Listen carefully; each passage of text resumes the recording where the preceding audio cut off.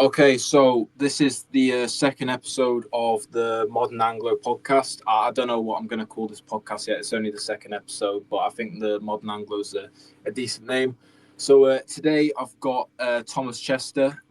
He runs a YouTube channel talking about politics, like British politics and all sorts of stuff, possibly related to nationalism and stuff. But we'll let him take it away. So yeah, would you like to introduce yourself? Yeah, I'm Thomas Chester. I'm a 17-year-old. I run my own YouTube channel. I run my own live show on Rumble, which started this week.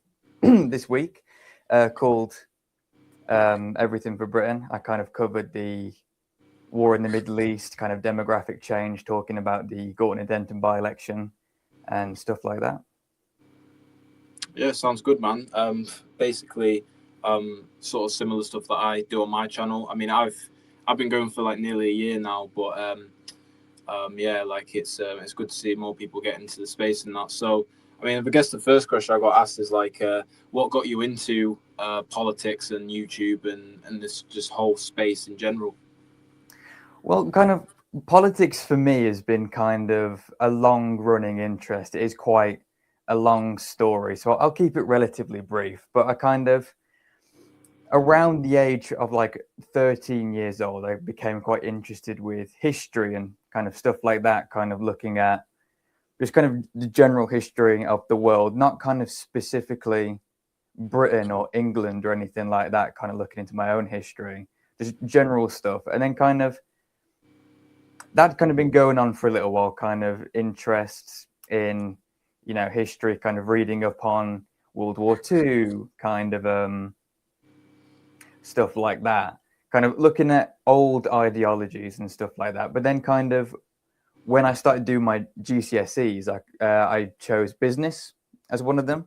And kind of a requirement for business is that you watch the news and kind of keep yourself inundated with modern kind of politics that was going on right now. And I think that really kind of got me interested in quite a few things. So I kind of started hearing terms on the news that I kind of didn't quite understand. So I'd kind of look into those and try and form a better understanding of the world. And then I kind of think I kind of fell in love with nationalism and kind of the idea of kind of loving your country and stuff like that. And then I'd kind of look into like old British politics more specifically, and then kind of it just spiraled on from there. And it kind of, I think for a lot of other people, kind of around about our age, kind of when I just feel like a lot of people in general who have kind of shared beliefs like us, when it was coming around to the last general election, a lot of us threw our support behind reform. And so kind of I joined reform. I think it was after the general election. I remember my family couldn't vote actually, because when the election was going on, I was on holiday in Cyprus. And I remember tuning on to the news and kind of, trying to stay as updated as possible to kind of see what the results were. And then after reform, I think it was about 14%, it kind of made me feel a bit more invigorated that, we could, have a chance to do this, have a chance to reclaim our country. And so I joined up, I became a joined up member. But as time went on, I kind of noticed that actually reform did not share my views whatsoever. They didn't talk about things that I thought we should have been talking about, like the Islamification of the UK, remigration, kind of ethnicity, Christian heritage and stuff like that. And then when they kicked a low out, I kind of began to question the reform leadership a bit more. I was like, well, hang on, why have we made that decision? There's no evidence to do that. Every investigation into the situation came back either inconclusive or that low, didn't do anything. And then the breaking point for me specifically, I know from talking in kind of Restore group chats and stuff like that, that a lot of people's breaking point was kind of Z Yusuf being announced as the chairman and stuff like that. But for me, it was when Layla Cunningham was announced as their candidate for the mayor of London election. That for me, I didn't understand it at all. So I broke with them then. And then it was a week later, I made my first video. I kind of just wanted to give my thoughts and kind of try and like expose reform. I didn't really have any plans for it, to be honest. I didn't really have any sense of direction or anything. I kind of just thought maybe I should kind of just post my thoughts on why I left reform, stuff like that. Yeah, it's interesting. I mean, I think I was probably the same situation as you. I was getting into politics kind of around the time that reform were like, heading into the general election. Was it 2024 general election? Yeah, it was, wasn't it? Yeah. And I remember that was the first time I'd vote, because I'd actually turned 18, literally like 2 months prior or something like that. So yeah, it was very interesting going into the polling station for the first time, and just like marking down reform, thinking that obviously, like you said, that they would, reclaim, our country and our people and that. And obviously, I mean, most of my family, they've been, basically Labour supporters most of their life and that. And they went and to the ballot box and they voted for Keir Starmer. And, now we're in 2026 and they're kind of, questioning whether supporting Labour their whole life was the right decision. And, they're starting to look at other parties, whether that be Lib Dem, Green, even Reform, who knows? I mean, it's quite an interesting time in, UK politics. I mean, just coincidentally, we've kind of just entered at this, like time, this sort of like end game time where, Labour and Conservative, that have been around for a good like 200, 300 years, being the top two parties, they're basically about to no longer exist. So, I mean, obviously, you were speaking about that you've like started your first video after the Layla Cunningham thing. Was there any other like motivations as to why you started your YouTube channel? Because it does take it takes a lot of balls to like put your face out there, if you know what I mean. No, I do get what you mean. For me, it was kind of the biggest motivation was kind of the great sense of betrayal from reform, because it was kind of the decision to leave was ticking over for quite a while, to be honest. It was like, I don't really like that. They could go further there, and kind of my membership was becoming more and more of a compromise. And then kind of when that happened, when they announced that, I was like, I can't anymore. I can't keep supporting this.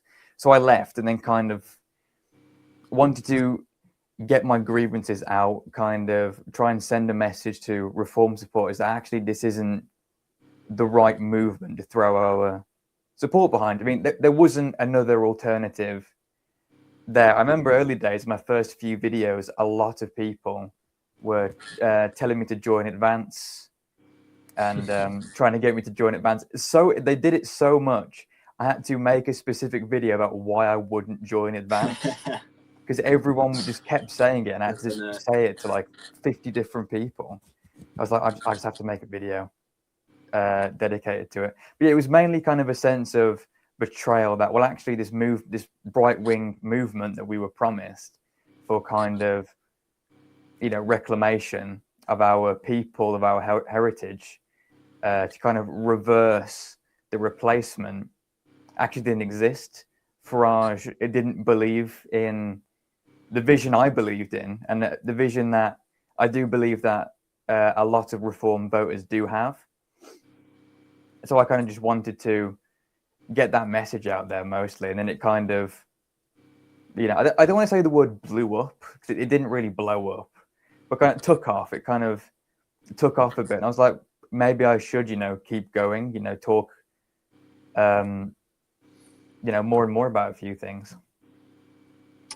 Yeah, it's interesting. I mean, for me, with my channel, it just kind of my kind of breaking point was the Lake District, which I was living at the time. They were having a mosque being built in just like this like small village that some of my family are from, and that kind of like hit home for me of this like, we're getting to the point now where the country's changing very fast, and areas which I thought would never change and would always stay quite traditional and very, English and British quintessentially speaking, was, it was just getting taken over, quite frankly.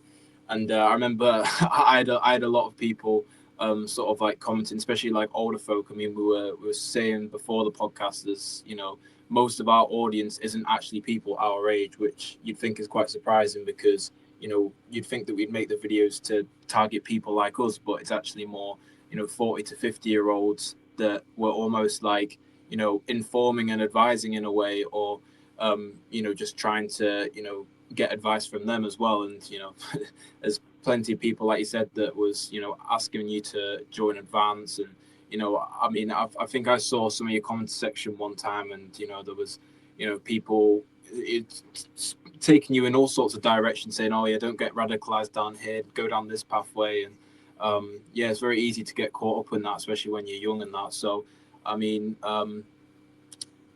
yeah, just like, have you had like any sort of like conversations or like other networkings in the space with like any other like notable influencers since you've got like your YouTube channel set up and all Yeah, I've spoken to Lander a few times. I don't know if you know his channel. that? Oh yeah.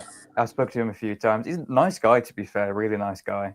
It was quite a surreal moment actually, because me and my dad, my dad's quite similar to me in my views, which is quite refreshing. So my mom, she doesn't really agree with me. It's funny sometimes, and I kind of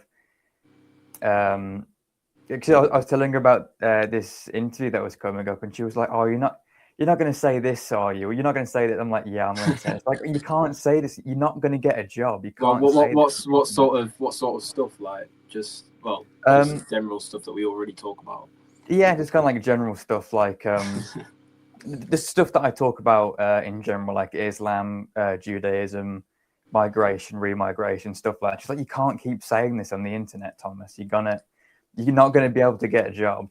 I mean, yeah, especially when you got your. I mean, I assume Thomas Chester's your full name. I don't put my full name out there. I mean, I'm Thomas, but my last name's a bit too. It's a bit too like obscure for me to put out there. It's not like I'm called Thomas Smith or anything. If I put my whole name out there, and that's like kind of the reputation of my whole like family and extended family gets in that as well. But yeah, carry on. What with what are you saying? Sorry. Oh yeah, so me and my dad, we've been watching Lander for a little while actually, and if you watch some of my earlier videos, you'll notice that I'm kind of walking outside. I did get that inspiration from Lander. We've been watching him for quite a while. And so yeah, I've spoken to him a few times. I've spoken to UNN. Do you know who UNN yeah, are? yeah. I've spoken Unity to them. News Network. Yeah. I've How spoken to. how did you get in touch with what's he called, David Clues? Well, just I'm one of my viewers on one of my videos said you should get involved. You should try and get this David Clues guy to interview you. You should try and get in contact with this guy. And I was like, I don't know how, but I'll give it a go.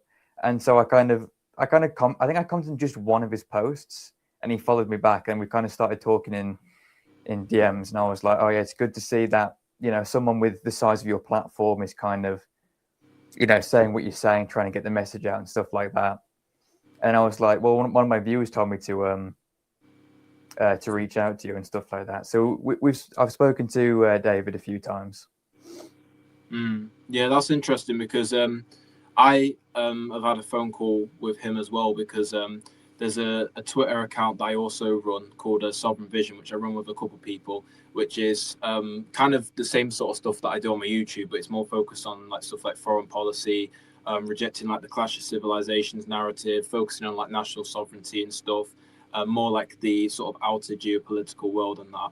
And I got in contact with UNN because very similar to me in that, and we got on the phone and we were speaking and stuff, and the conversation kind of turned to like myself and like the fact that his podcast has been very controversial, very censored, very cancelled and that. And for young people like us to be interviewed on his show and to be put out there like we are, it is somewhat risky for us, especially if you're young. I mean, your mum is right in terms of like it. Yeah. There could be a point where it could be very difficult for you to get a job, and I can imagine you've probably got some part-time job, or you're at least a part of like some sort of education or institution that could be affected as well. So I think in this space you do really have to just tread pragmatically and just be, you just have to be careful with what you say, Yeah. and just kind of go about it in a sort of level-headed way. And that, I mean, David Clues, he even said to me myself, like, oh, I wouldn't want to get you on my show, because he initially was wanting me to talk about more about my like Twitter page and that, but he said, oh yeah, like I won't do that to you, like it's not good. But I mean, yeah, it would be good to see you on his show, depending on whether you are comfortable with that or not, or whether he's comfortable with that, because it is a big responsibility to handle, Yeah, because we did talk about that a little bit actually, and because he said that he would like to have me on his show, but that he kind of told me to get back to him when I turn 18. Yeah. So it's fair. It is, fair enough. I mean, I completely get where he's coming from. Yeah, I mean, there is many vindicated figures in this space. Some that perhaps don't deserve to be taken down like they are. That they've been sort of either compromised, or they've had hit pieces against them, and they've spoken out too much, and sort of put themselves in a really bad situation. I mean, it is a very, yeah.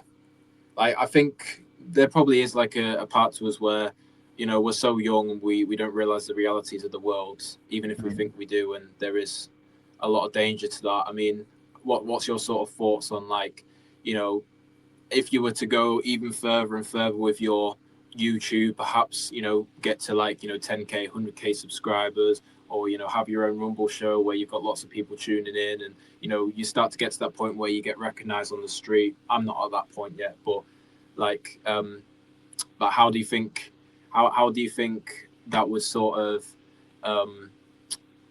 be? Do you reckon you'd be able to cope with it? Do you reckon there would be like worries about what could happen to your life and people in your life and how it affects them? Like, is that something you think about a lot?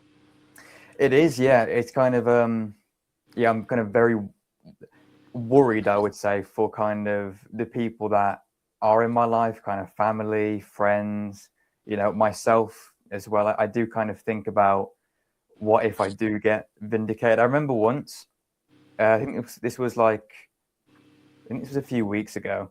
I got a call from my college. Kind of like the biggest worry that I have right now is that I will be kicked out of college, kind of kicked off my course and stuff like that. Because kind of the area that I go to, college is quite a diverse area, so they wouldn't really appreciate what I'm saying. And I got a call once from safeguarding, and I picked up the phone and I was like, yeah, this is me. And they're like, hi, this is safeguarding. And I was like, Ooh. This is it. Someone's kind of sent my channel off to them, and I'm getting kicked off the course. And it was kind of like, it was because one of my mates typed something stupid into a search engine, and they were like, "We saw that you typed this into your search engine. Why are you searching this up for?" It was like, that wasn't me. But it's kind of, I do think about it quite a lot. That kind of, my family, my friends, myself, their lives could be affected by it. But kind of, for me now that I'm kind of doing it more, I'm being able to reach a larger audience. I kind of feel like it's really important to get that message out there, because we are at a turning like a crossroads for our kind of civilization. Gordon Denton puts it beautifully. To be honest, it proves me right in the sense that relatively soon we will begin to be outvoted by non-British people, and then we've lost. So I feel it is something that I worry about, but it's kind of, I feel like it's too important to kind of let it stop me, if that makes sense. Yeah, I think same for me. Like, it's just a topic that I'm so passionate about, and I have had like conversations with like family and friends and stuff about like whether or not this is something that I should keep going forward with, but like it's just too much of a like a calling. It's too much of a you feel like you need to make an impact and help others, especially within our own ethnic group. Because I think for me personally, like when I look at all these average people that tend to like vote for reform, or these people that kind of get caught up in this like civilizational clashes on the streets, and that like you do feel like there is a lot of problems in our own community as well as just out there, and you kind of feel like you have a duty to fix stuff for your people. I mean that's what I think anyway. Yeah, I get what you're saying completely. I think that too. Yeah, there's just there's lots of different problems to solve, and you just feel like you can't stay quiet. But yeah, that's a crazy story that you got a phone call from Safeguard and you thought I it was was so worried. game over. My heart sank when they said, "Is this Thomas Chester?" Yeah, this is safeguarding from college, and I was like, "Oh shit!" But no, it turned out to be something completely unrelated. Yeah, I mean, I think I don't know about you, but like that like what's it called, the counter-terrorism like prescription group like Prevent, and that's meant to like go after like actual people that the type of people that go on the dark web and they buy like knives, and they're genuinely like radicalized with like actual hate and like actual like far right or far left ideology, like the genuine like violent ones. Like I know there's a few like other nationalists in the space that have like kind of gone through that process and that, and it's almost like radicalized them even more on that. And that's again why I say like you just got to be like really pragmatic and calm about it, I guess, as well. Because I don't know about you, I see all sorts of stuff online nowadays which is very political and that, and especially when it comes from like the left wing, it can really like make you emotional. It can really make you want to go straight to the comment section and say something horrible that you later regret, and that. So yeah, it's just all about controlling that. I'm sure you can relate. Yeah, because I don't know if you saw, I posted a video, kind of, I think it was titled like "Why the Left is Dangerous" or something like that, and it was kind of basically about in kind of during like a personal development at college, my teacher started comparing, I Donald think I Trump. saw that video. Yeah. Yeah, she was like comparing. We were learning about the Holocaust for whatever reason, and she was talking about, we're kind of seeing extreme violence and kind of almost genocide in today's society. And I thought she was going to talk about Gaza and Israel. I was on board for a second. Then she went like Donald Trump and his deportation agenda. I'm like, what are you talking about? And then someone else across the room, piped up and started talking about how migrant hotels aren't real. But like I live relatively close to one. I saw that. Yeah, Yeah, that's so crazy. Like, that took a lot of self-control, to be honest, to kind of not stand up and go, what are you talking about? yeah, it's very difficult in college and that, because I think I commented the story on actually one of your videos, but when I was in college and that, this was like 2022. Like I started college in year 12 and that, and the at the time, like I was my sort of like phase and my sort of like trajectory and like the online space was like self-improvement and sort of like the Andrew Tate malarkey who was like popping off back then, talking like masculinity and red pill and all that. And I was like slowly starting to get into it and that. And I remember we were having like tutorial lessons on like Andrew Tate masculinity and preventing all that. And I kind of just probably I probably had like no survival mechanisms back then, because I was just like outright saying to like the whole class like, oh yeah, I support this, I support that. And I remember there was like a point where because I kind of got like a reputation where I was the only person that was getting into this stuff like seriously. And there was a time where like teachers like were coming up to me and like coming into the class and saying, oh, we're not going to have any more of this rhetoric and that. So yeah, like you have got to be careful, and Mm, you have got to sort of you sometimes you literally just can't say anything. Like you really can't say yeah, anything, and yeah, it's very difficult in this education system, and that especially it is. because there is a lot of people that probably could think alike like you. I mean, I think there was a few lads in my class that probably agreed with me, like at least on some things, but they would never say it up front out loud because it's just like I said, it just goes back. You don't want that social ostracization, do you? But Yeah, yeah, I remember I was like how that in do high you school deal with too. that? Hmm? How do you deal with like going throughout college and that, and people particularly not being able to um, sort of know what your actual political and like sociological views are? Well, kind of, I remember back in high school when I was kind of properly starting to get into all this. I was kind of starting to question Islam, talk about that, kind of talk about mass migration and stuff like that. I kind of talk about it amongst my friends, and they'd be like, "Yeah, man, you can't talk about this." And I was like, "Why?" And I'm like, "They're gonna kick you out of school." And I was like, "Okay, I won't talk about it then." And so, kind of, what I've kind of started to develop is that when people start talking about politics to me, and kind of like I feel like it's in a situation, I've kind of gauged it, and it's like I'm not going to be able to talk about my true opinions. I just go, yeah, I don't really follow politics personally.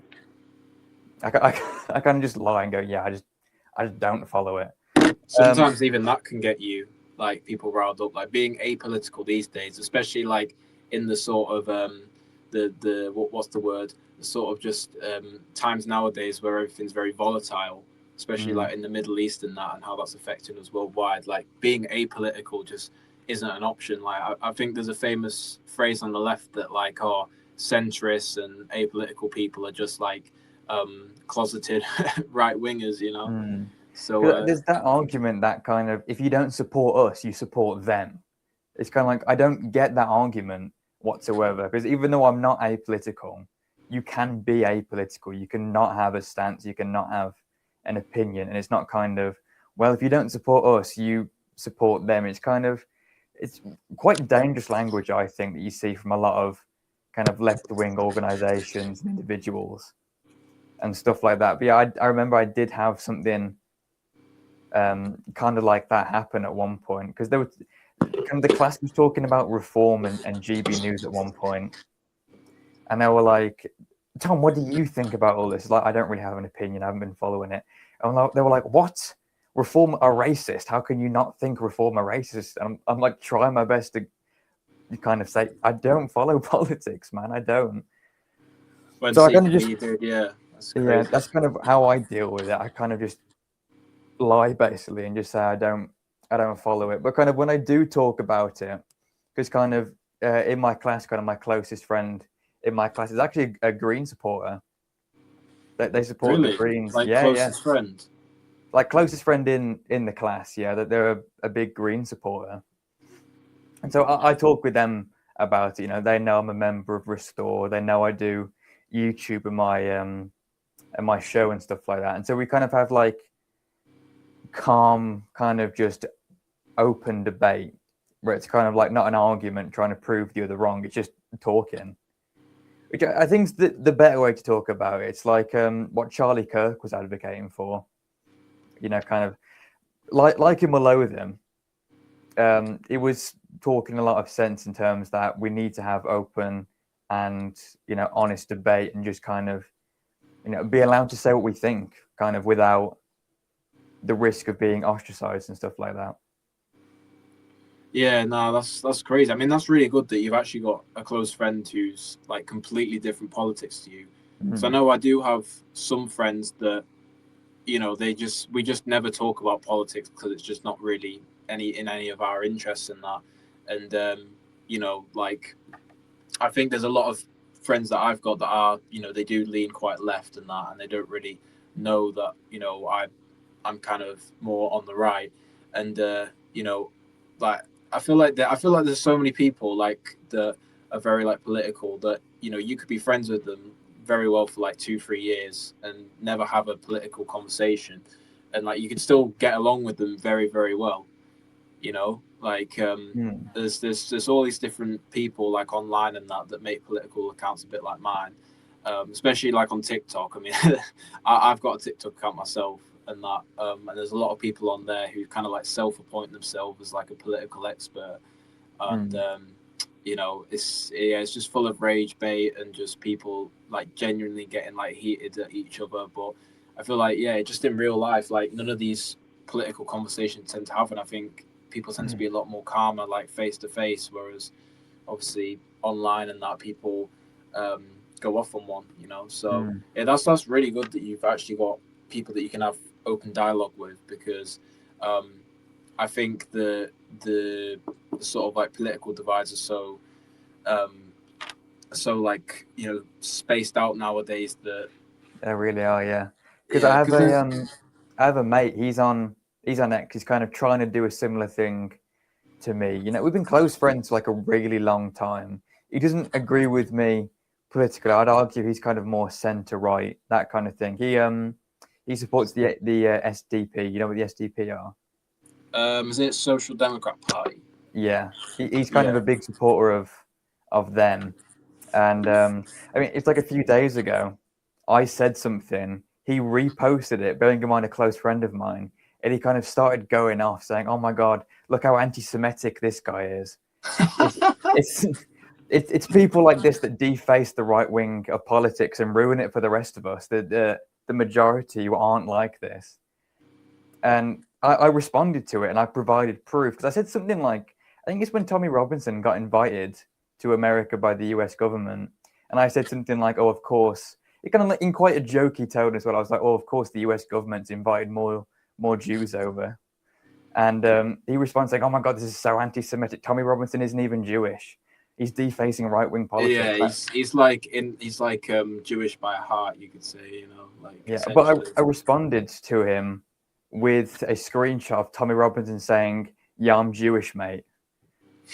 So it's like, and he didn't respond to that. So, but yeah, I get what you mean. Kind of like you can have close friends that are kind of relatively closely politically aligned. Like, there's not much me and this guy disagree on, but then he will call me anti-Semitic and say I'm defacing the whole right wing ideology as a whole, and it's like, okay, Yeah, I mean, a lot of the reasons why we don't necessarily see more people from like ethnic minorities, for example, sort of like supporting the right or being right wing is because a lot of the right wing is Zionist occupied and that, and people on the right wing's kind of split on those that are Zionist and anti-Zionist, and you'll come to find that like when you get into this political space and that there will be stuff that you agree left with lefties on more than you do with other people on the hmm, right wing. Like when it comes to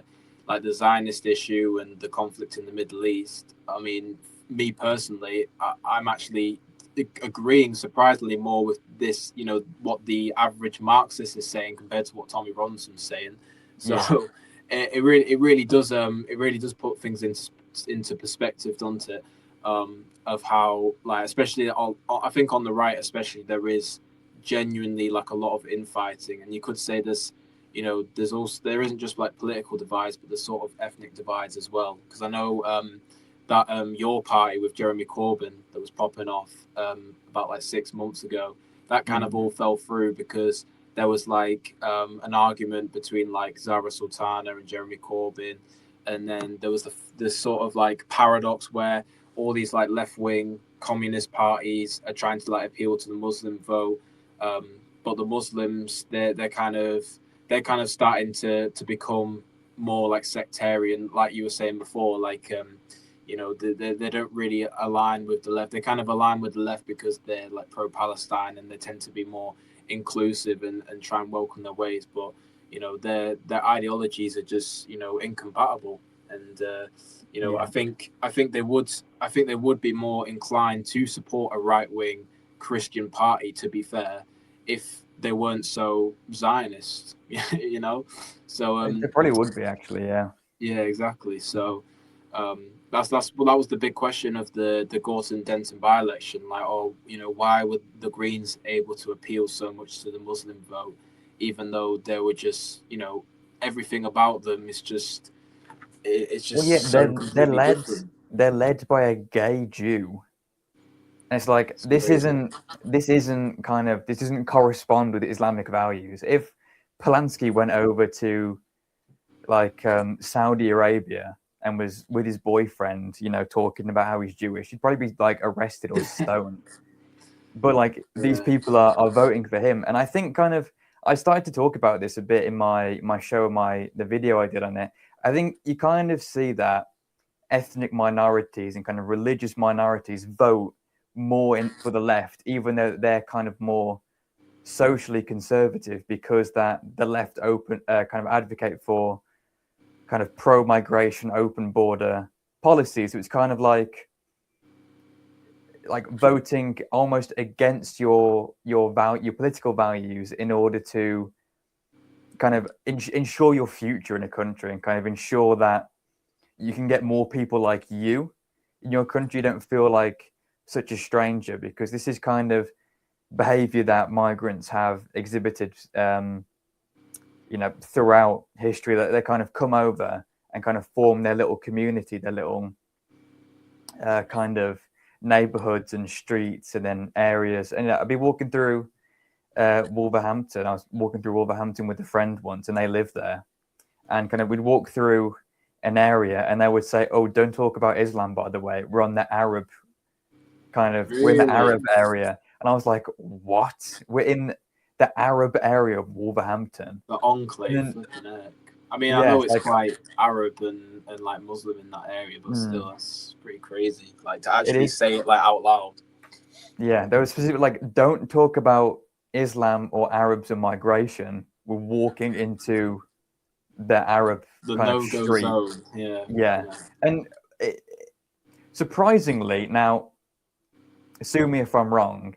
Surprisingly, that street was the biggest shithole I've seen in Wolverhampton for a little while, and kind of it was so dirty, and no one was speaking English, and everyone was speaking Arabic or kind of different Arabic dialects, and kind of all like the little mini shops on this street were all selling Arab food and kind of Arab cuisine and stuff like that. And it's like, am I still in Britain? You just don't want to see that, do you? Like in your own No. country, it's a really strange situation to be in. I mean, most of these like ethnic minority community, I don't even want to say ethnic minority because they're not a minority really. We all know that, the European peoples are a minority in the world, but different ethnic groups in the country say like they do sort of have to advocate for multiculturalism in a way to sort of like justify their means of being there. And yeah, it's just it really is just like crazy. I mean, I'm not sure necessarily where you're from in particular. I assume you're from like the Midlands as well. I Yeah, mean, I'm I from the grew up West in Midlands. I grew up mainly in like the East Midlands, like Lincolnshire way, where it's literally just like completely white majority, native British majority for my Mm. whole life and that. So um, I think one of the reasons why I've kind of like got into this stuff as well is because I've been very familiar and very happy with my upbringing being in like a ethnically homogenous society with a secure English identity and that, and just seeing the changes in all the different towns and cities, it does really break your heart. Like It not in a it way really that does, yeah. Because not I in a mean, way where you just go on. I'm quite similar to you. I've always born, bred, raised in the same area my whole life, the same little kind of ruralish white British community in the West Midlands, and it's great. It's like a beautiful little corner of England, and then you kind of it's a real kind of shock for me when I'm kind of going into these big cities like Birmingham and London, and as a child, I was kind of looking around, and I was like, where are the white people?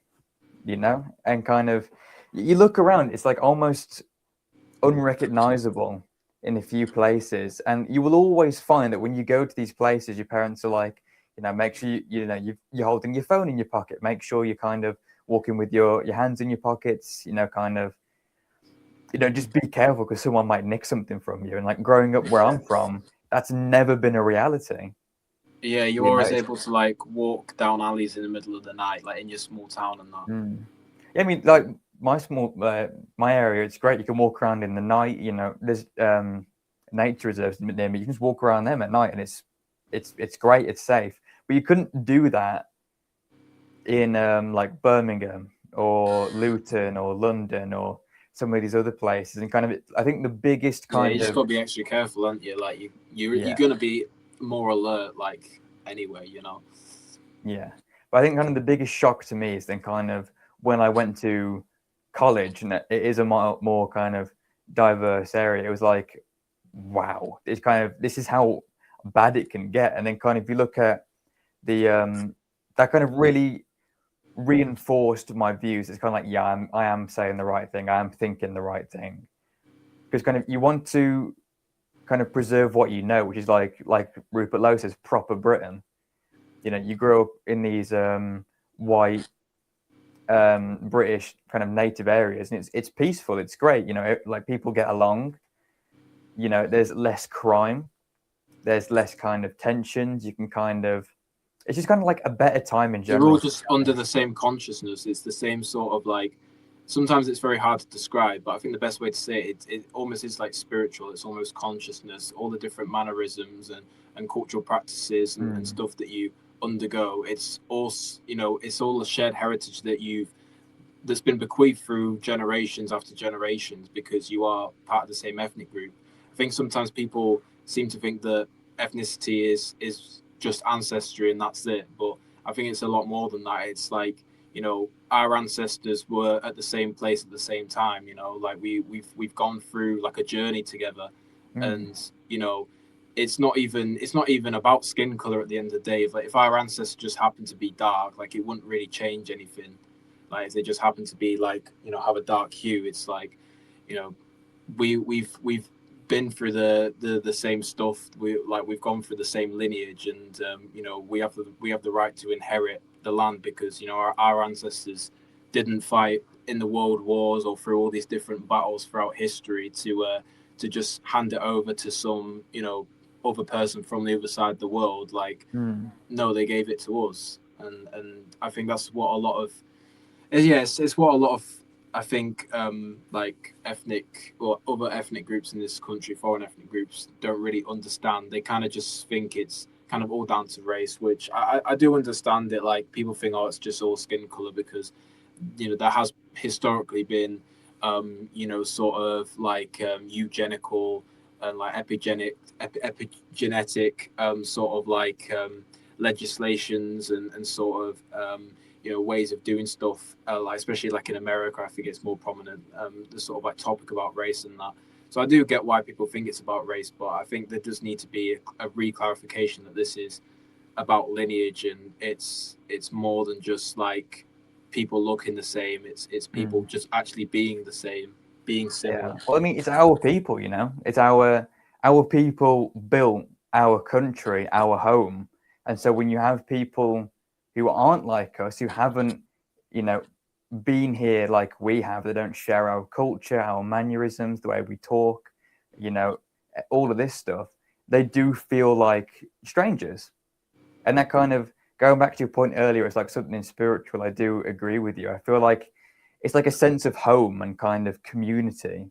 But then kind of when you see someone outside of that community, it feels more like you're a stranger when you enter one of these communities. You know, you walk into Birmingham or London or Wolverhampton and you enter one of these communities and you kind of feel like you don't belong.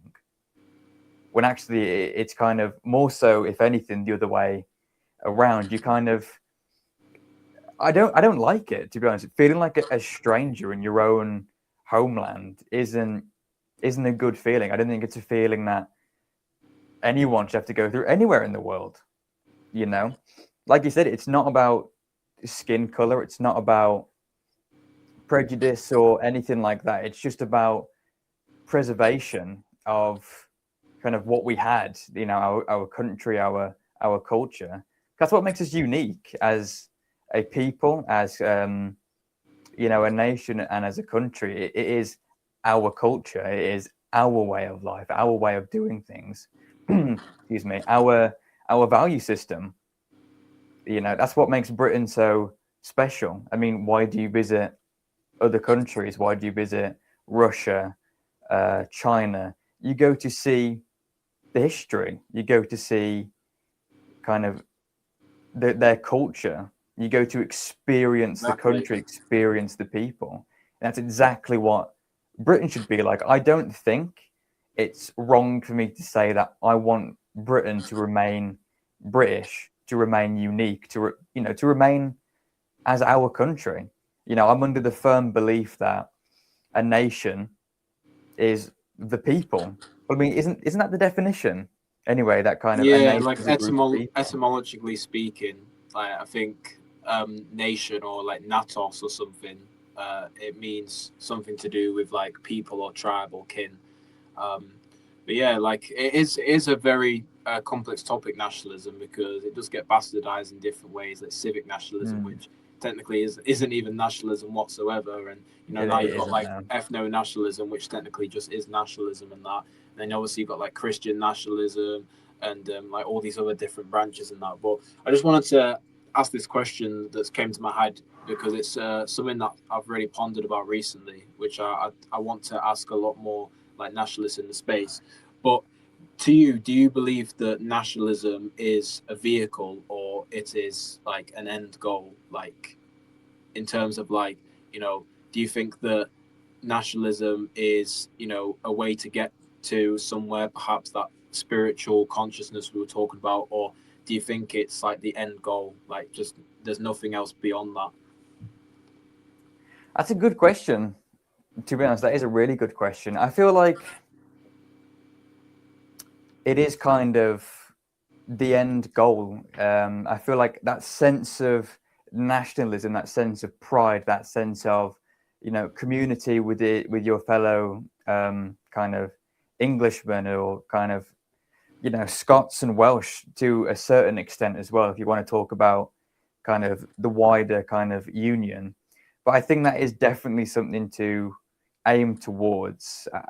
I feel like there's other things that kind of the vehicles like remigration and kind of stuff like that. But nationalism, for me at least, it's kind of what we should be aiming for, kind of, community and country and pride. Yeah, it's interesting because I've always sort of like thought like if everything we wanted to achieve in this nationalistic space got achieved, like what would be next? And I've heard there's like a lot of talk on like even both the left and the right wing about what's called like Anglo-futurism, which is sort of like sort of like stepping further with like the Anglosphere in terms of like putting forth into the future, like maybe getting involved in like space expeditions and like high speed technologies and stuff like that.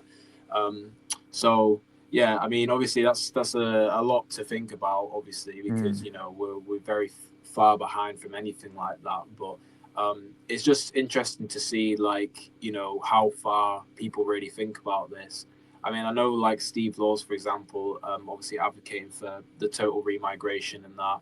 You've got all sorts of different nationalists in the space that I've met quite a few of them and that, and it is just kind of interesting to see like what they actually truly prioritize. So yeah, I've got another question for you. I've got another interesting Mm. question.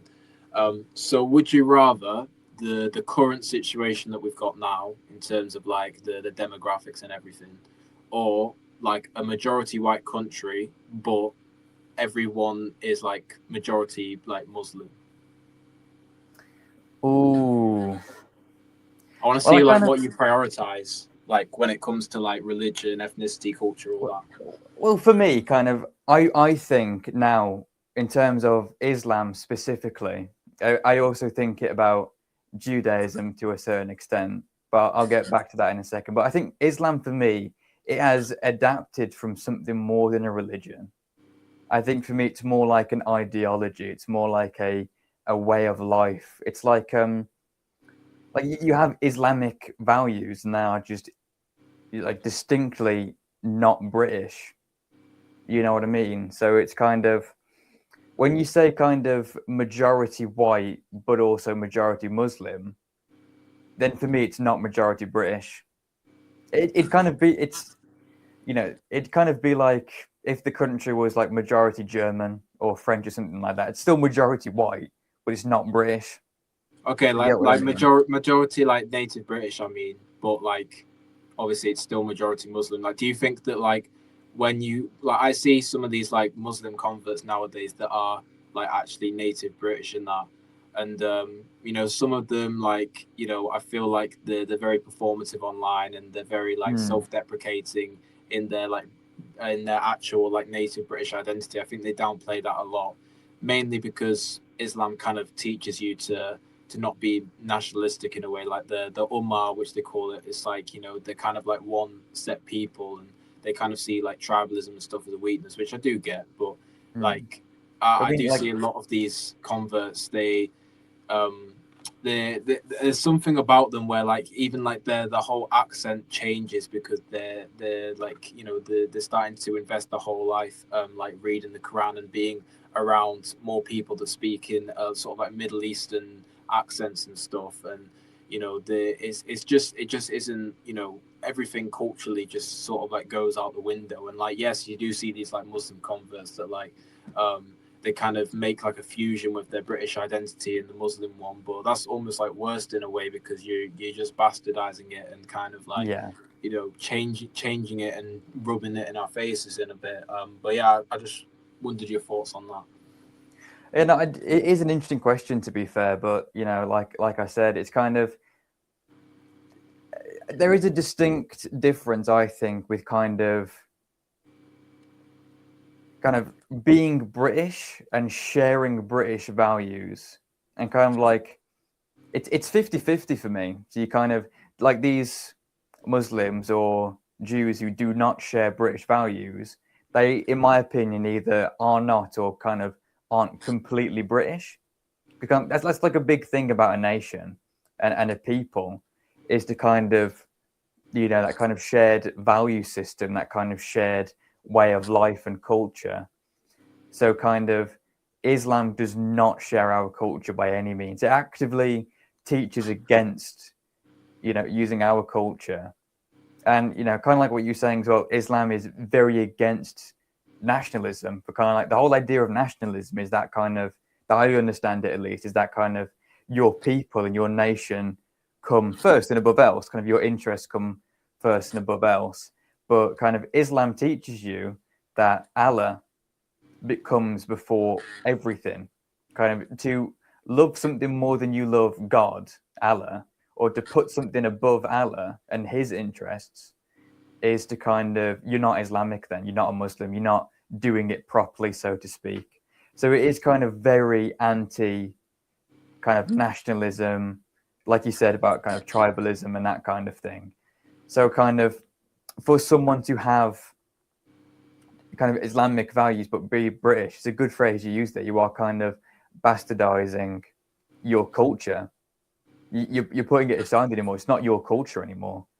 You've thrown it away. Your ancestors, spent time nurturing, growing, kind of sustaining the land, sustaining a culture, subscribing to a culture, for you to kind of throw it out the window by being performative on TikTok and talking about Allah and how you're a Muslim convert and stuff like that.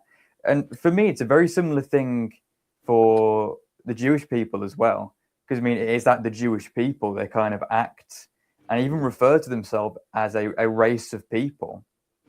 So for me to kind of to convert to Judaism or to be a Jewish person, you kind of forego whatever culture or ethnicity you belong to. You kind of forego It's that. kind of an ethno religion in itself as well. I don't know of many conversion stories to Judaism unless it's through marriage and that. You know what I mean? Yeah, I haven't seen Or many adoption, either. say.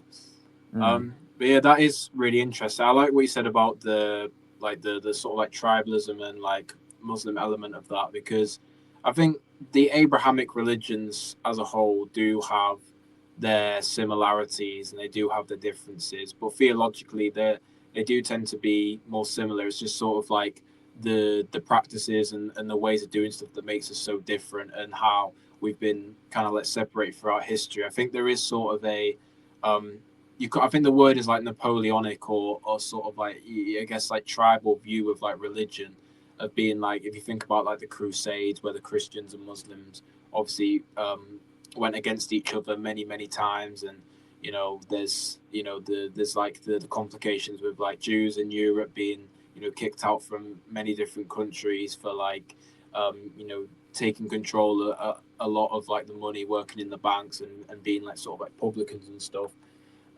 So I think there is kind of like the aspect where like, is it more sort of like cultural, these clashes, rather than like theological.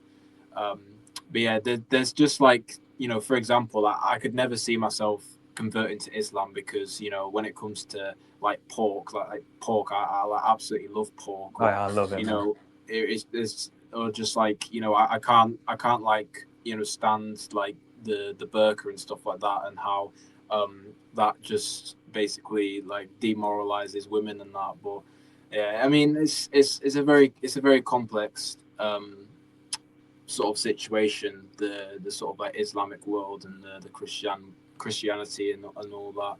And there is that sort of sense where like Christianity, obviously people say like, that comes from the Middle East, so what is like your problem with Islam and that.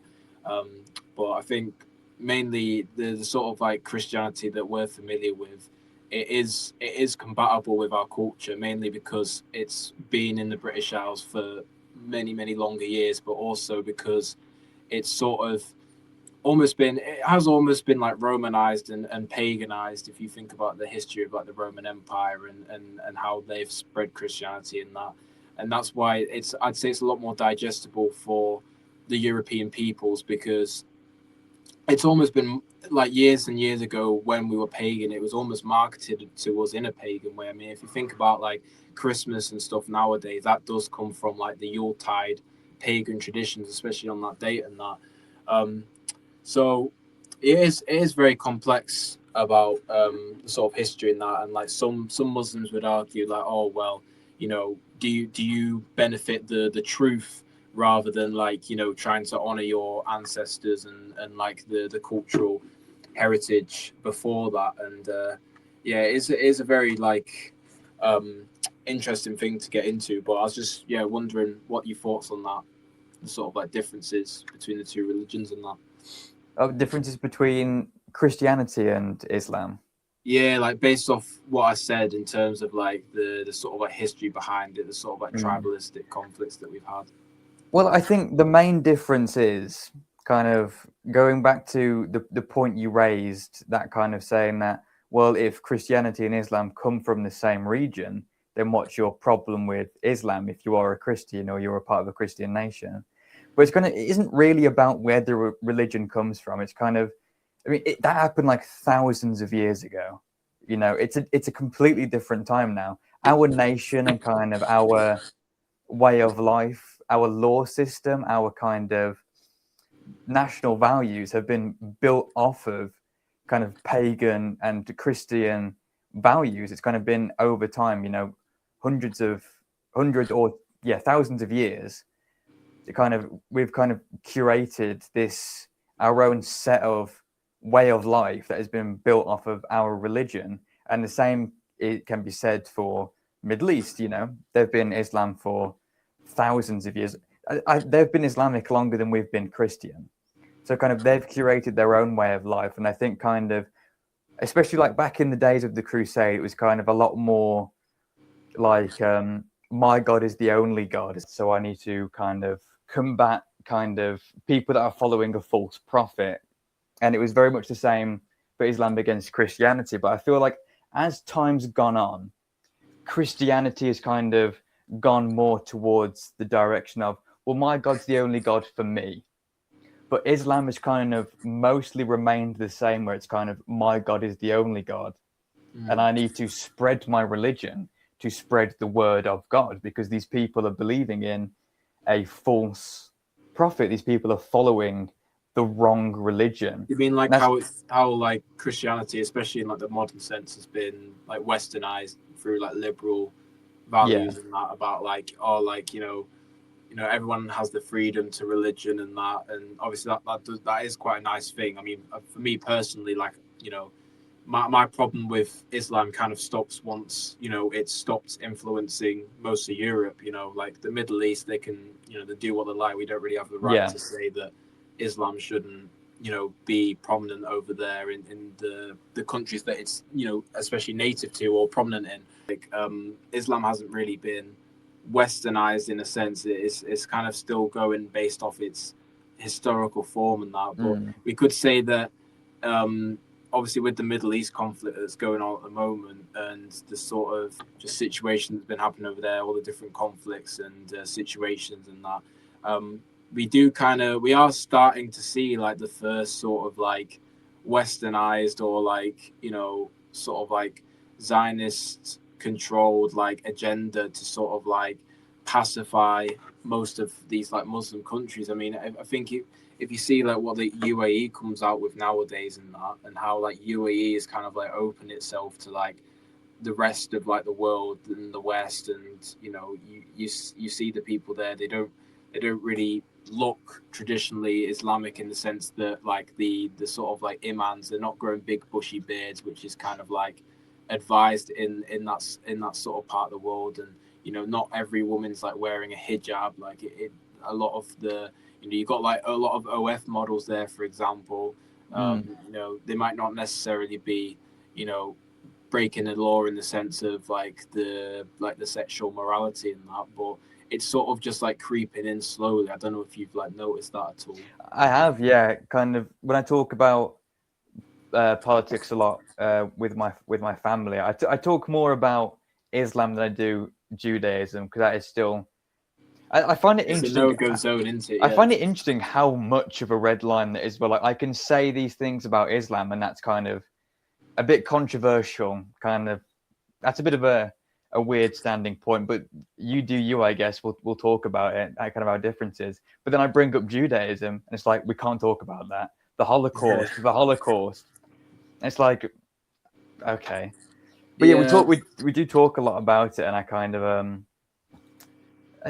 like it's a thing that kind of I say a lot to my family is that Islam is hundreds of years behind, and kind of some countries are starting to catch up more than others. Like, it wasn't it a few years ago, Saudi Arabia allowed women to drive as long as they had a male chaperone, which is kind of like a massive advancement for the Islamic world. But it's like we've already done that like 100 years ago. So yeah, Yeah. I do get what you mean, that they're some are catching up quicker than others. Obviously, you still have countries like Afghanistan and kind of Iran that are kind of very hard set in their ways, won't kind of liberalize socially in any way. But kind of like you said, I don't really think it's our place to interject or intervene, because kind Exactly. of Yeah. to be a nationalist, you kind of in a way have to respect other cultures and kind of their sovereignty and their right to self-determination, or else you're just a hypocrite. Why do I get the right in my country to decide what I want to do, and then force these people to do what I want them to do? It's kind of, I don't like Islamic values. I don't agree with them. I don't want them here in my country, but they can do what they want in their countries. I mean, at the end of the day, it's their countries. It's their homeland. It's their ancestral homeland. It's theirs to do what they want with. Yeah. I don't And have to foreign agree with intervention them. has just like sort of ruined and made like everything worse.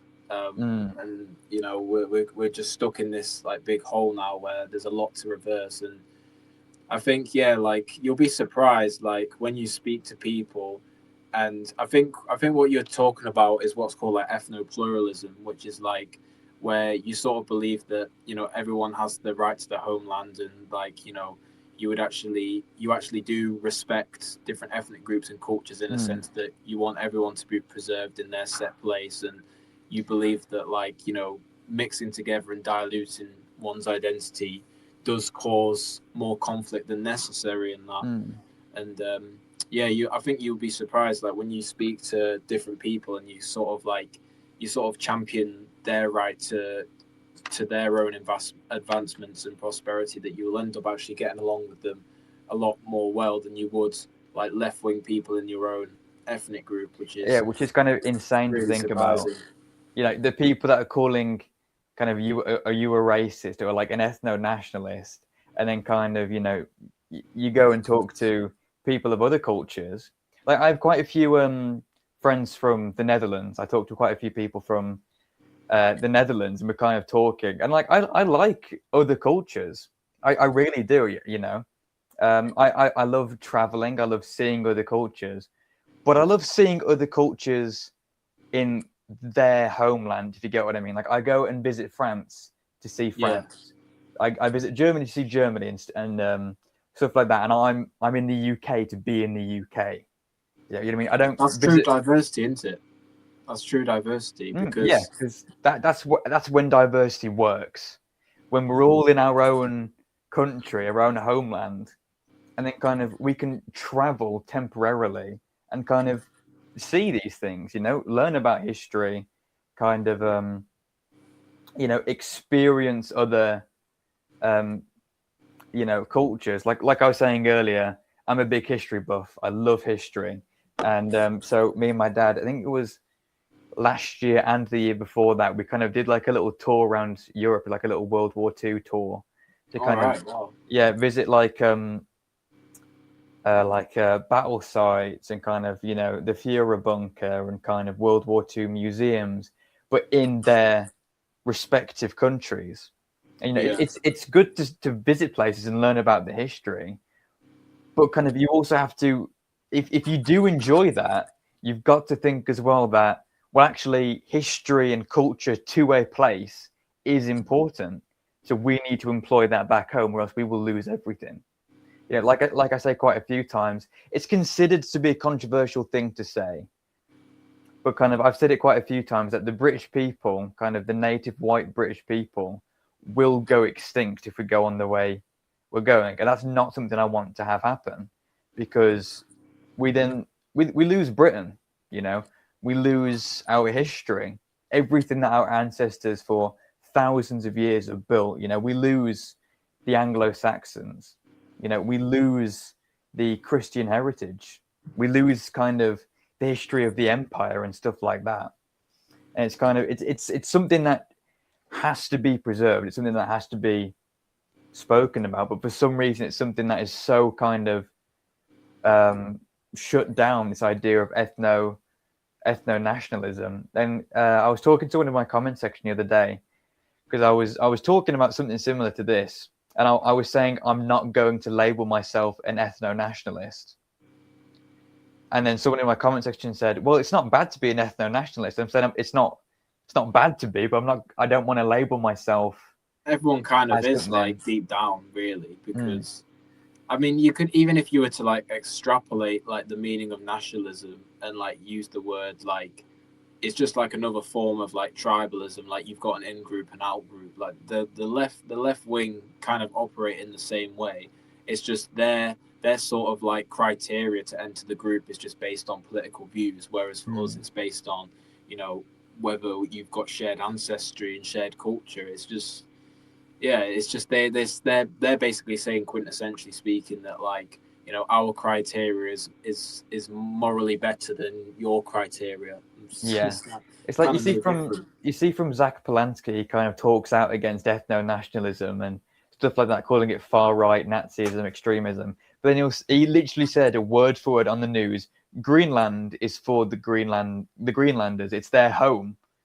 And it's like, well, hang on, that is ethno-nationalism, but for Greenland. And you see Farage also come out and say far right ethno-nationalism, but then say that the Jews have the right to exist as a race. It's like, oh, hang on a minute. What these people are actually saying is British ethno-nationalism is far right extremism, but kind of doing it for kind of Greenland and the Jews, that's fine.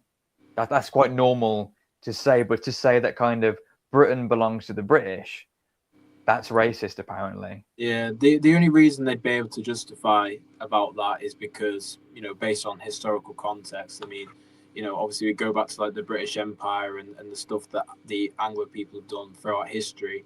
I mean, that's something I'm like sort of like looking into at the moment. Like I've got a book on that which is written by like an Indian fella, but it's about like the British Empire from his perspective. It's actually quite left. It's quite, I wouldn't say very left wing. Like he's nuanced and he's fair and he's he's quite fair enough about what he talks about. But it is interesting to see like how a foreigner does see the British Empire and that.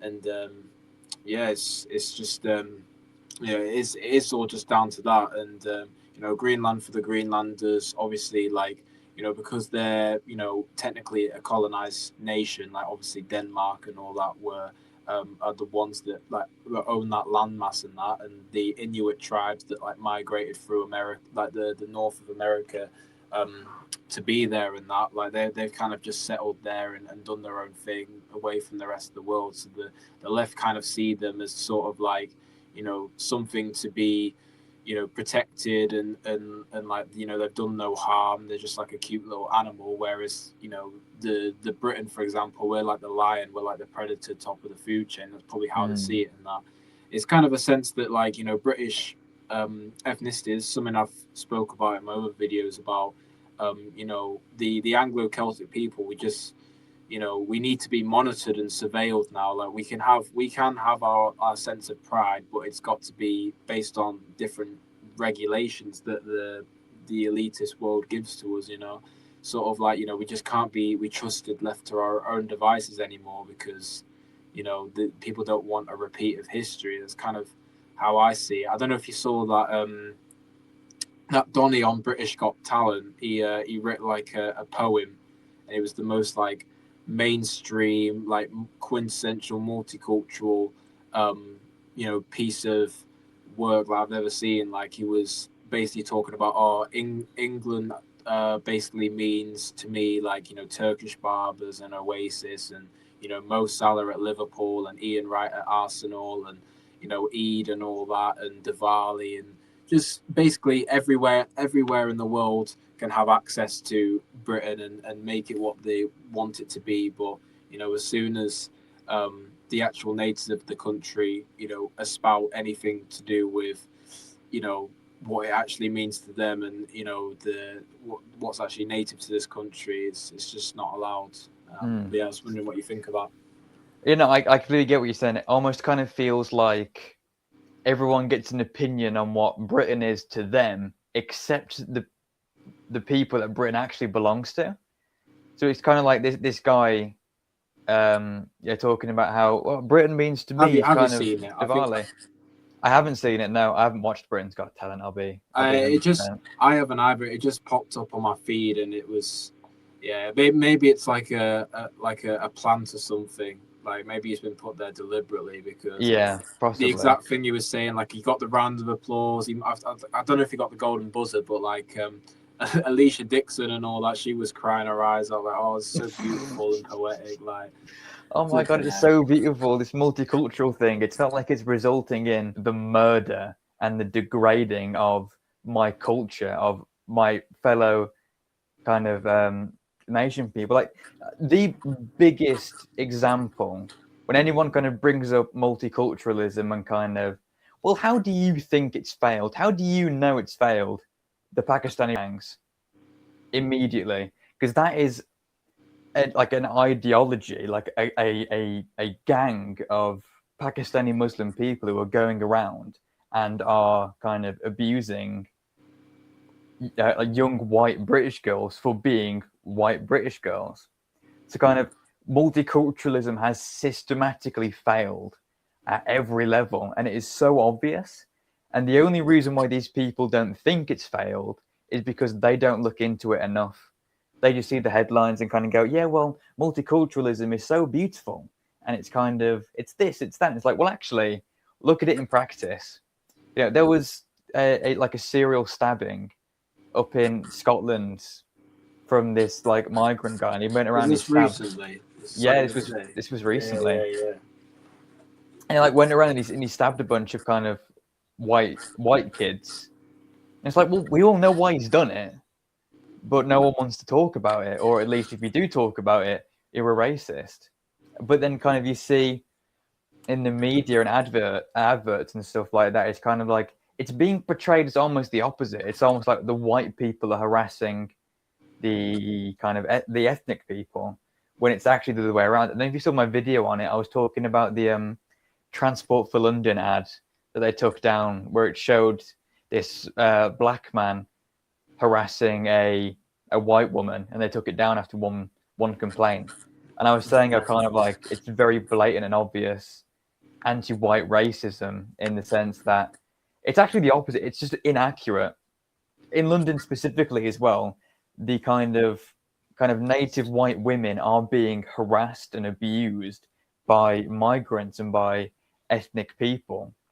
But in the media, it's been traded the other way to kind of continue to try and demonize us. And it kind of goes back to your point as well, where you were saying, kind of like we are being demonized. It almost feels like we're being monitored, because we kind of don't want a repeat of the empire or like the prescribed, something like that. The designated prescribed enemy. I saw someone mention that one time, like on a podcast, like we're the designated enemy. Like, if anyone's going to think about the sort of like who's causing the most evil in the world, some people will say billionaires, some people will say it's the Jews, some people would say it's Islam, whatever. But I think a lot of people would concede that it's straight white men. They've kind of been dominant throughout history, without looking to the nuance about it. I mean, if you think about like just the Green Party in general, like Zach Polanski and that, like what is the last demographic that they are reaching out to, like in their communities? What's the last demographic? White men. Exactly. I mean, their main voter base that they're aiming towards is kind of Islamic migrants.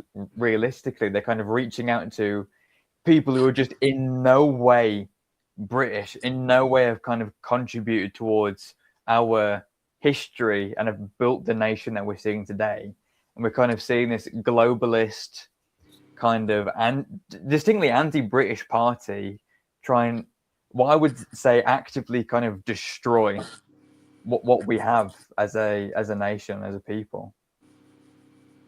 Yeah, it's crazy times. I mean, how do you see like everything panning out in the next like 3 to 4 years? Like, do you think we'll make it to 2029 election? Like, do you reckon we'll be on the front lines in the Middle East? Like, what do you reckon? I mean, I hope. I mean, the one good thing Starmer's done in his premiership is not drag us into the Middle Eastern war. I know, yeah. I was quite surprised on that. Just that alone.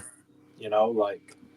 Yeah, it's like, wow, he hasn't brought us into a war. Like, great job, man.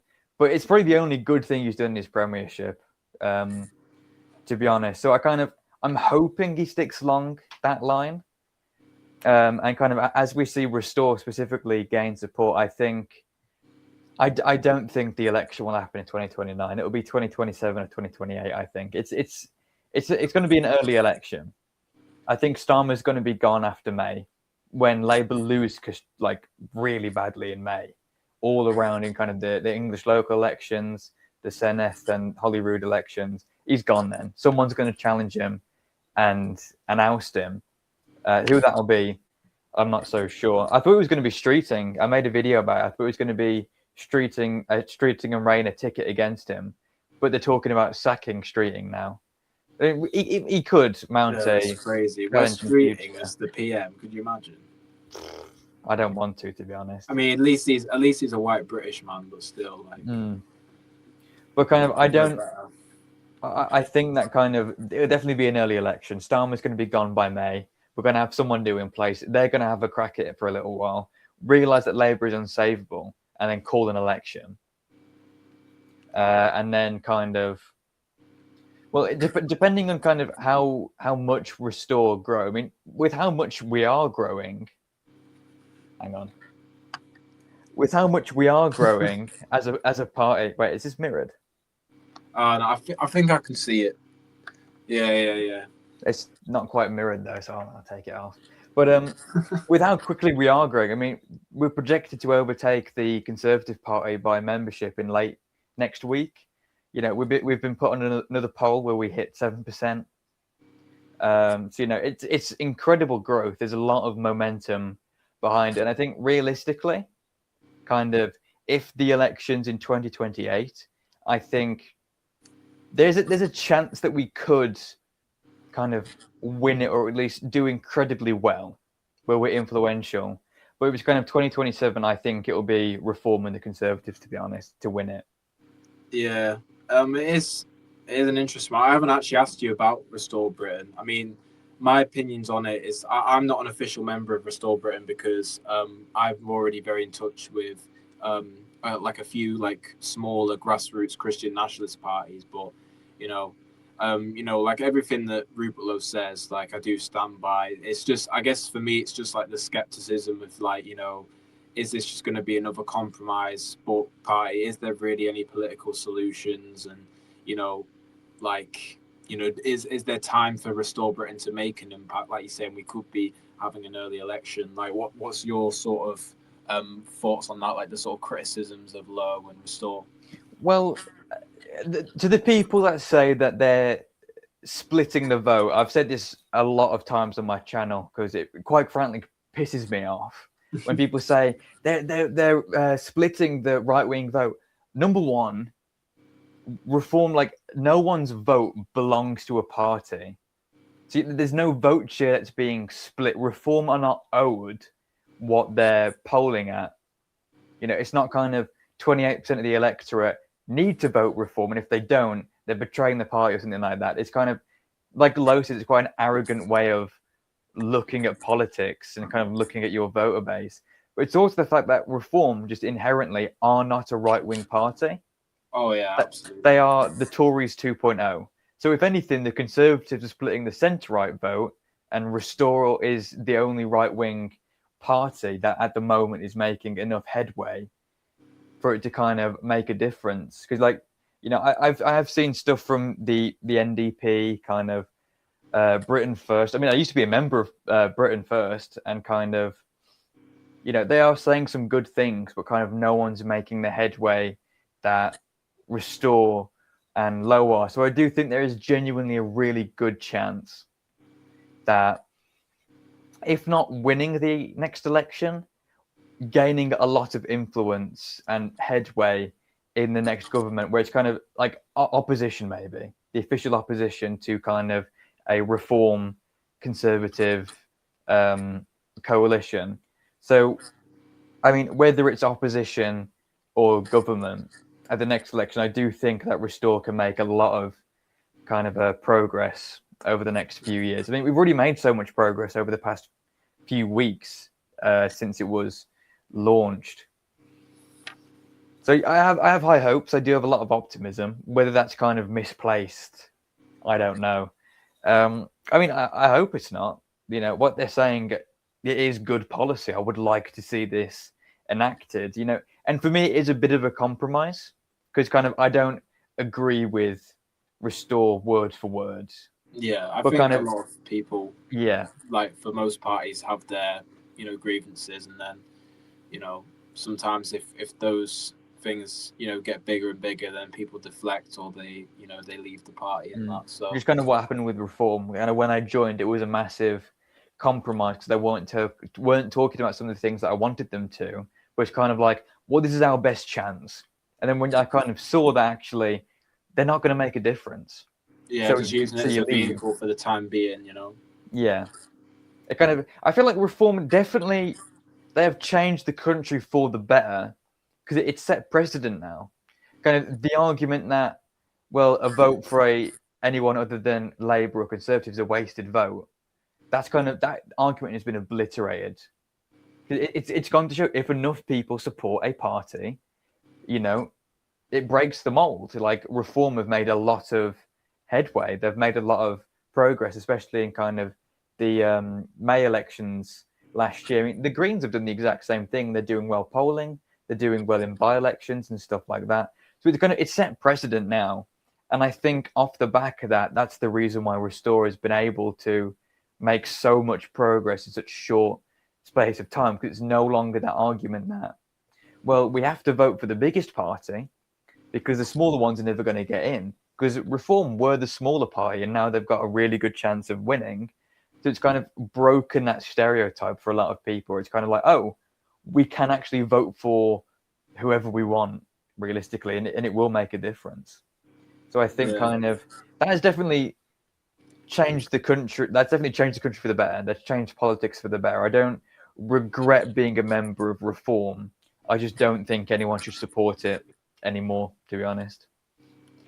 Yeah, it's quite mad how much has sort of changed. I mean, maybe it's either Reform's either got more like left leaning over time, or we've kind of got more right wing over time. I don't know. I think it's probably been a mix of both, to be honest. It's kind of been, obviously Reform have shifted more left because they've watered down their migration plans. It was kind of, we're going to deport every single illegal migrant, and then it's, well, we're going to deport around about 500,000 a year.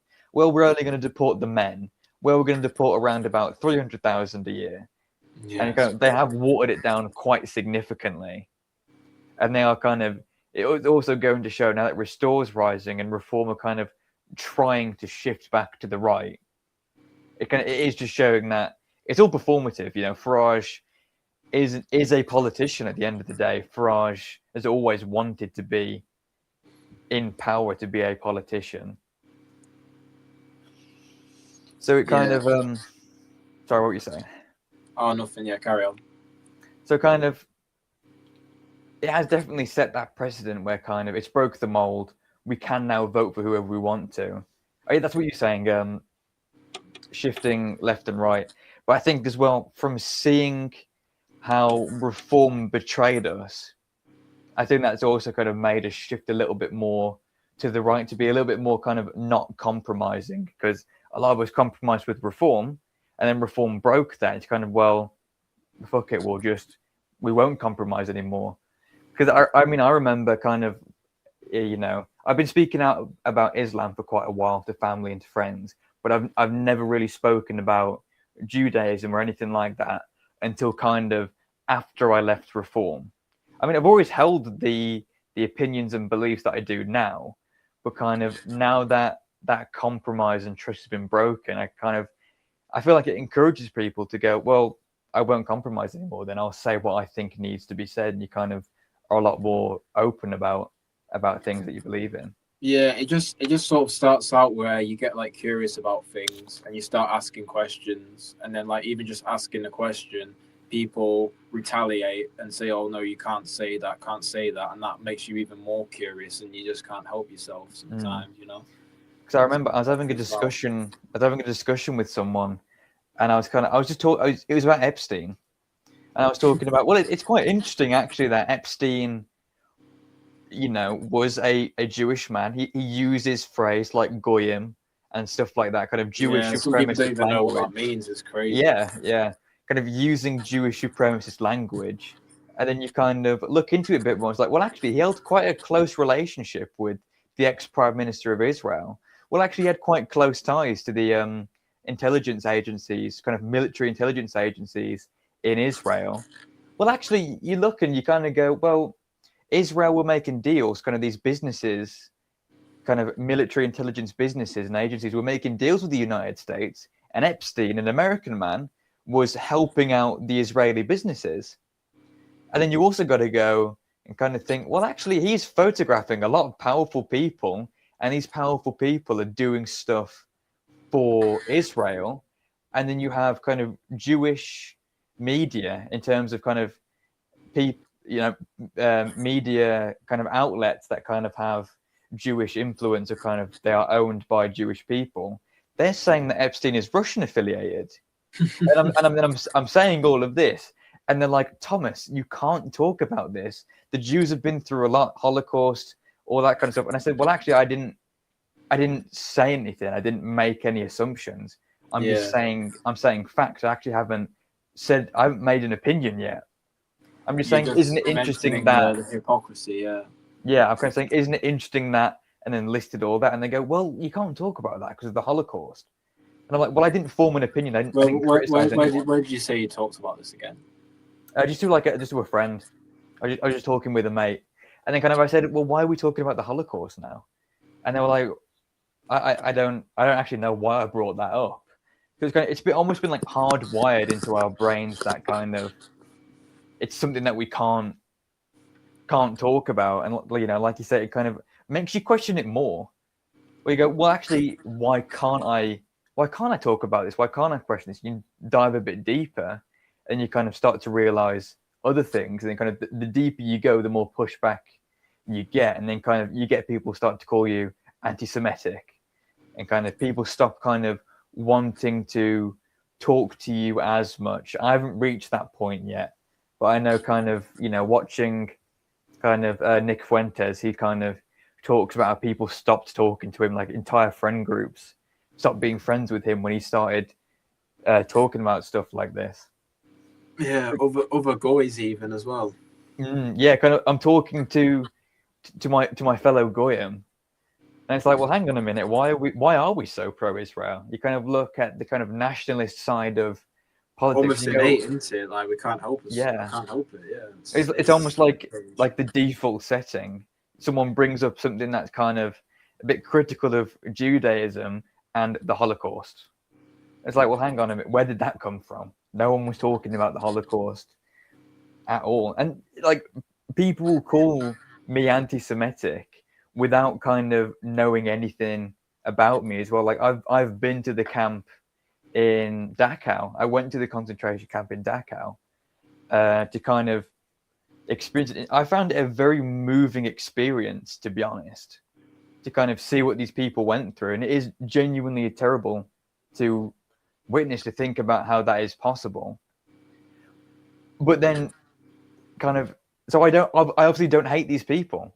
To be able to be moved by an experience that was against them, I obviously don't hate these people. But you say one thing, and all of a sudden you're anti-Semitic, and it's just like a buzzword to shut you down. That drags people down into the denial routes, if you know what I mean.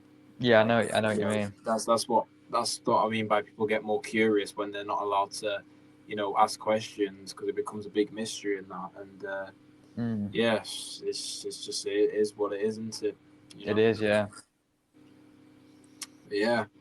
But yeah, we've spoken for an hour and a half now. It's been a good chat. I'm sure you're. I know we said we'd go for about an hour and a half, and that it's been very good. So, if you just wanted to say where people can find you, social links and stuff like that. Yeah. So, you can find me on YouTube. If you just type in Thomas Chester, I should be the top one to come up. On X, also Thomas Chester, and on Rumble, also Thomas Chester. I have a live show on X called Everything for Britain. I stream from 8 to 9 on Mondays, just talking about big issues that have happened over the past week. And yeah. Sounds thanks good. Thanks for having me on, man. It's been very good, yeah.